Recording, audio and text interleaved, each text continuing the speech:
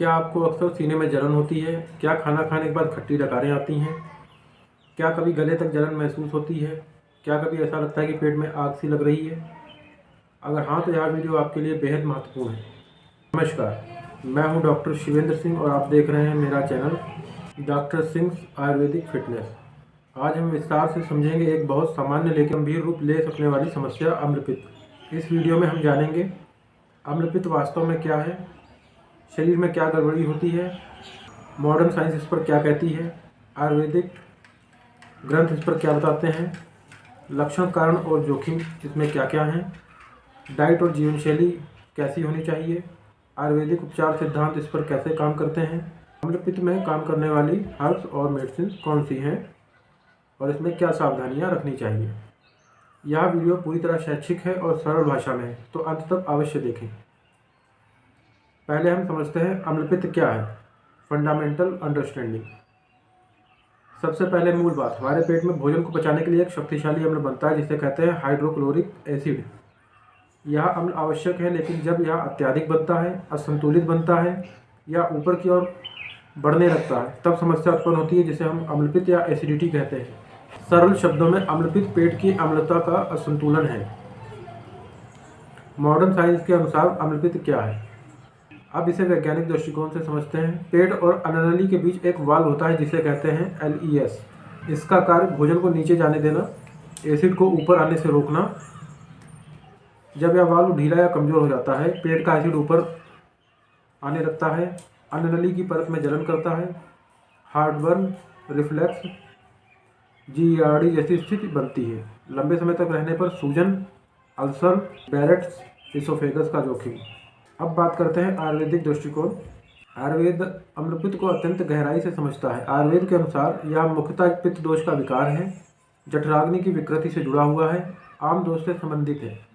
पित्त दोष के गुण: उष्ण, तीक्ष्ण, द्रव्य, अम्ल। जब पित्त दूषित होता है, शरीर में जलन होती है, अम्लता बढ़ती है, दाह रहता है, खट्टापन रहता है। चरक संहिता और सुश्रुत संहिता में अम्लपित्त को गलत आहार विहार, अति अम्ल, अति उष्ण भोजन से जोड़ा गया है। अब बात करते हैं अम्लपित्त के प्रमुख लक्षण। अब ध्यान दें, यह अत्यंत महत्वपूर्ण भाग है। अम्लपित्त के लक्षण व्यक्ति व्यक्ति में अलग हो सकते हैं। सबसे सामान्य: सीने में जलन, खट्टी डकार, मुंह में खट्टा स्वाद, पेट में जलन, भोजन के बाद भारीपन। अन्य लक्षण: गले में जलन, आवाज़ बैठना, मतली, उल्टी जैसा एहसास, अत्यधिक प्यास, सिरदर्द, बेचैनी, गैस।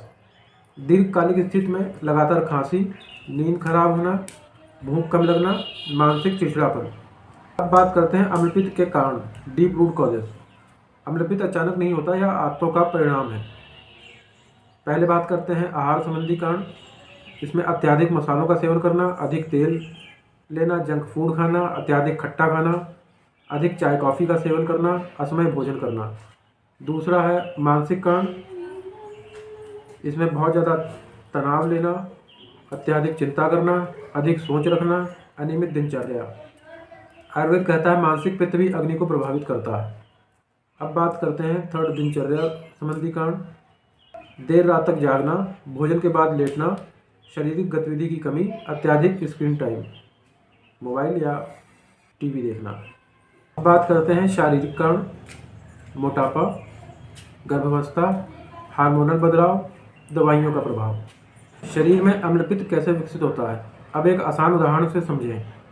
जब आप गलत भोजन करते हैं, पाचन बिगड़ता है, पित्त उत्तेजित होता है, एसिड निर्माण बढ़ता है, गैस बनती है, पेट में दबाव बढ़ता है, एसिड ऊपर आता है।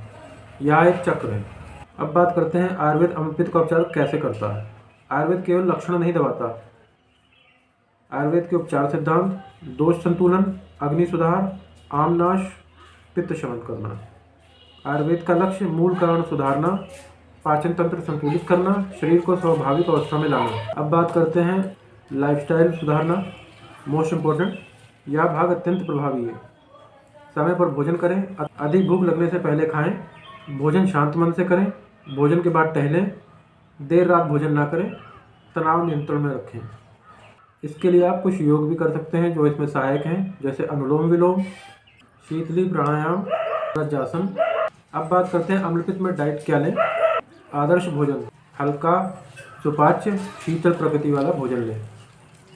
उदाहरण: मूंग दाल, दलिया, लौकी, तोरी, नारियल पानी, पपीता, सौंफ पानी, जीरा पानी।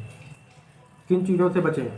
तला भुना खाना, अत्यधिक मसाले, फास्ट फूड, अधिक खट्टा, कोल्ड ड्रिंक्स, अत्यधिक कैफीन का सेवन ना करें। एसिडिटी बढ़ाने वाले प्रमुख कारक: अधिक तेल, तीखा भोजन, देर रात खाना, तनाव, धूम्रपान करना, अनियमित भोजन करना। लाभकारी प्राकृतिक चीज़ें: आंवला, सौंफ, धनिया पानी, नारियल पानी, पपीता, मिश्री जल, ठंडा दूध। अब बात करते हैं अम्लपित्त में काम करने वाली प्रमुख आयुर्वेदिक हर्ब इस प्रकार हैं। आंवला ये पित्त शमन करता है।